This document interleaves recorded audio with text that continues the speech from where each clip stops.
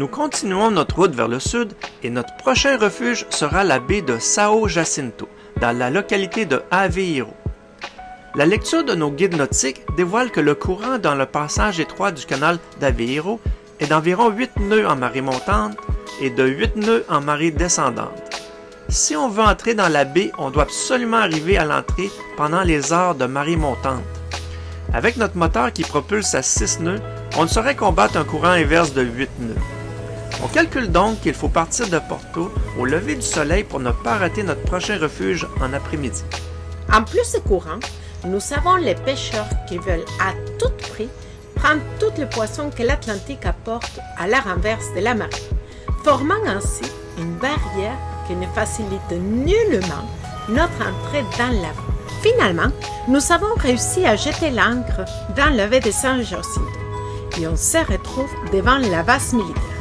Elle était créée en 1917 comme base pour les hydravions anti-sous-marins exploités par la marine française en collaboration avec les troupes portugaises. Et c'est à partir de 2006 qu'elle a pris le nom de régiment d'infanterie numéro 10. Après toute la journée de navigation et toutes les péripéties que nous avons vécues, nous sommes récompensés par le coucher du soleil.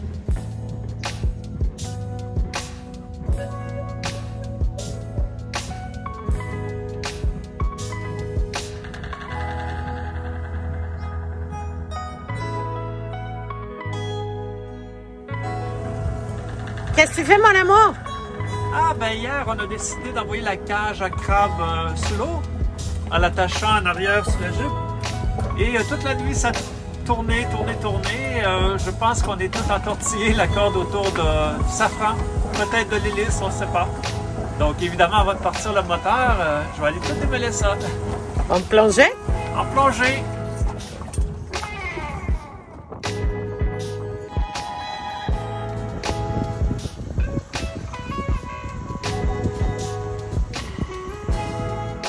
Un traversier relie São Jacinto à l'autre rive. On va le prendre aujourd'hui pour visiter Praia da Barra, fameuse pour son phare et sa plage.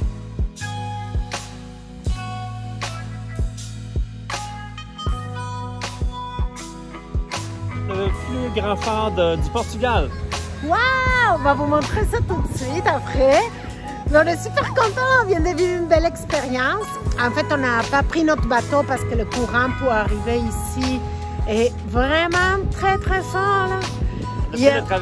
On a pris le traversier. Hier, quand on est arrivé dans cette port, Michel avait mis le moteur en neutre et le courant nous poussait à 8 nœuds.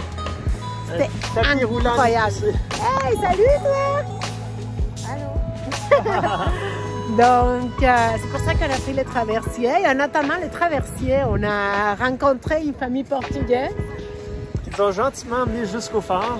Jusqu'au phare, on était dans le roto, c'était vraiment gentil, on adore. Je pense que c'est la richesse de notre voyage, ces rencontres-là. On vous montre tout de suite ce coin de pays.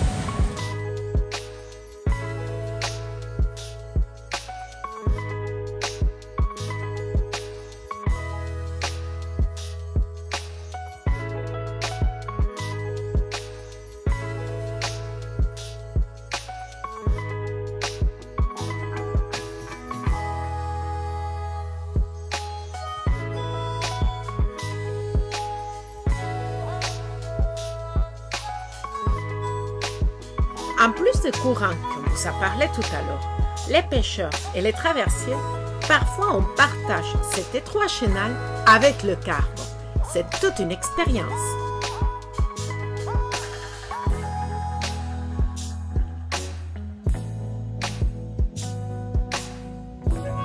C'est impressionnant. Les remorqueurs se tiennent en avant, mais surtout à l'arrière du cargo, afin de le ralentir au besoin dans ce fort courant. On va essayer une spécialité locale à Aveiro, la bola de Berlin. Ça sent tellement bon.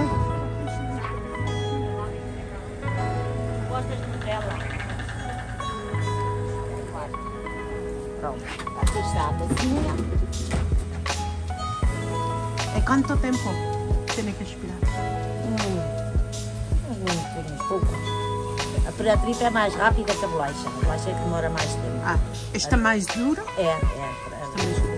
A bolacha é mais dura, a tripa é rápida.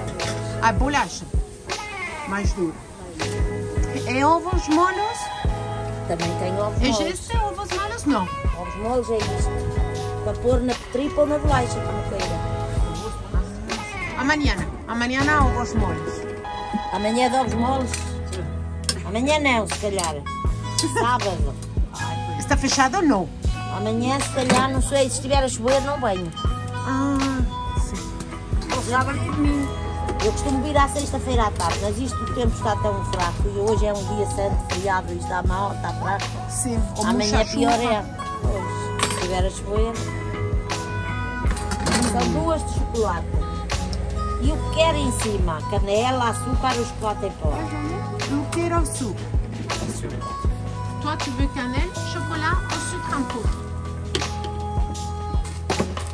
Açúcar em pó. Açúcar em pó. Meu marido também. Também com açúcar. E também é de chocolate esta. Sim. É de Nutella e banana, era boa? Tristan? Boa. Nutella e banana? Sim. Muito bom. Com frio está muito bom. É, sabe bem. Isto é quentinho, sabe bem. Sim. O tempo frio. E mesmo no verão, no fim da praia, também sabe muito bem. Sim. Vende-se muito no fim da praia, no verão. Vai receber uma asa. E depois ponha a publica a tripa melhor da barra. Prometido. Eu vou dizer. Se quiser tirar a fotografia ao quiosquezinho, ao nome do quiosque. Sim, eu faço. Vou fazer a fotografia.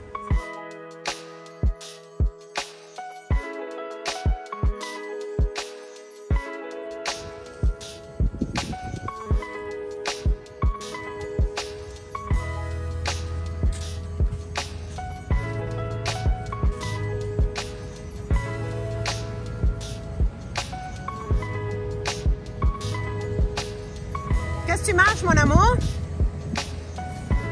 Une tripa de molle, Non, une tripa de chocolati. tripa de chocolatier. Est-ce qu'elle est bonne? Très bonne.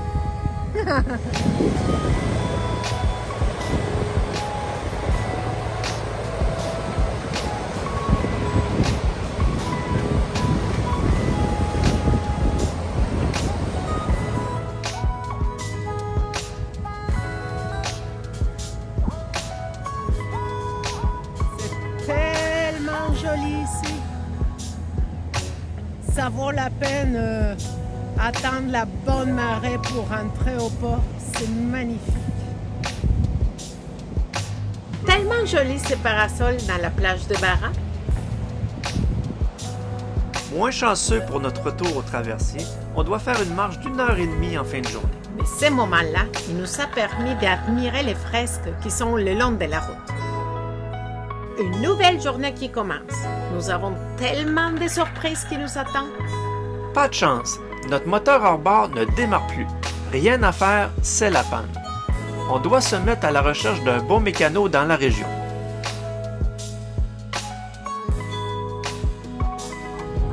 Et nous sommes toujours à San Jacinto, pardon. Et Près d'Aveiro. près d'Aveiro. Et vraiment, c'est une scène catastrophique, ça. Hein? Bon, nous, on est au milieu. On a un voilier qui a échoué avec la marée, le premier que vous voyez coucher. Et un trimarin abandonné aussi. Et on est entre les deux. Nous, entre les deux. Après 3 jours de recherche infructueuse pour trouver un réparateur Yamaha, c'est finalement au café du coin, juste en face de notre voilier, qu'on nous donne le numéro du mécano local. L'anecdote est forte pour nous. On trouve beaucoup d'informations en prenant notre café le matin. Depuis 2 jours, on essaie de récolter de l'eau. On a réussi. On a à peu près Un demi-litre? un demi-litre. Mais on a un demi-litre d'eau à boire. Yeah! Il pleut à verse aujourd'hui, hein, Tristan? Après avoir réparé notre moteur d'annexe, on s'en va avec Athlon parce que monsieur Lachosse ici. Qu'est-ce que tu veux, Chosse? Une nouvelle canne à pêche. Et vu qu'on a des parents extraordinaires, hein, quand même, là. Même s'il pleut, on marche. On a à peu près pour 2 heures de marche. Une heure aller, une heure retour, ça fait 2 heures. On y va. Qu'est-ce que vous faites, les gars? On attend l'autobus. Qu'est-ce qu'on a fait aujourd'hui? Commission pour Tristan. Tristan, tu voulais quoi? On t'a pas attendu avec l'autobus en arrière. Une autre canne à pêche. Pourquoi tu veux une deuxième? Je suis notre modèle qui est Philippe. Lui, il y a plusieurs cannes à pêche, une pour les lacs et une pour les hautes mers. Et la température était comment aujourd'hui, Tristan, pour venir chercher ta canne à pêche? Il pleuvait tout le temps. Un déluge, on devrait dire. Un déluge, c'est ça. On n'a aucune idée à quelle heure il passe l'autobus. On va attendre ici 1 heure, 2 heures, on ne sait pas. On verra la suite.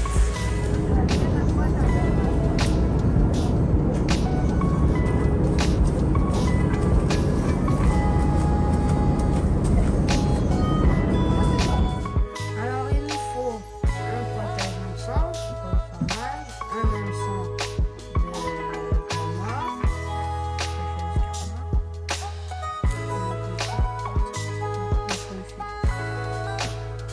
Un fil de pêche?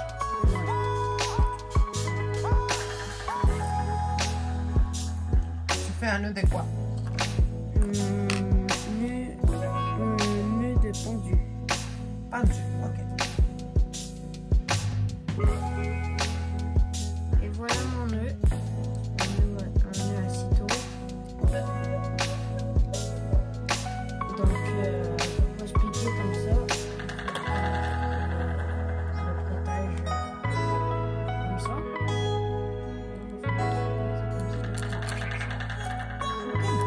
Et l'autre bout de ton fil, tu vas l'attacher à quoi? À l'émerillon?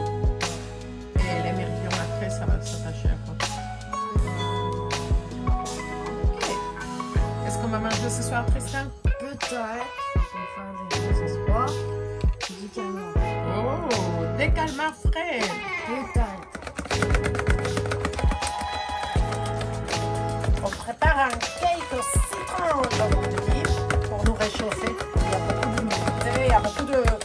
À l'extérieur, il fait froid, donc pour combattre ça, nous, on cuisine, vu qu'on n'a pas de chauffage dans les bateaux. Donc, on va manger une soupe au petit pois avec une focaccia à côté. Et comme on va faire, on aura un petit cake citron, huile d'olive. Et où est le chauffage? Juste ici. Le four qui est en train de monter en chaleur. Pour la focaccia qui va être à cuire. C'est d'une pierre deux coups. On se réchauffe et on mange vite. Conclusion, on a vécu beaucoup d'émotions dans la baie de São Jacinto. C'est la toute première fois qu'on s'est senti vraiment vulnérable.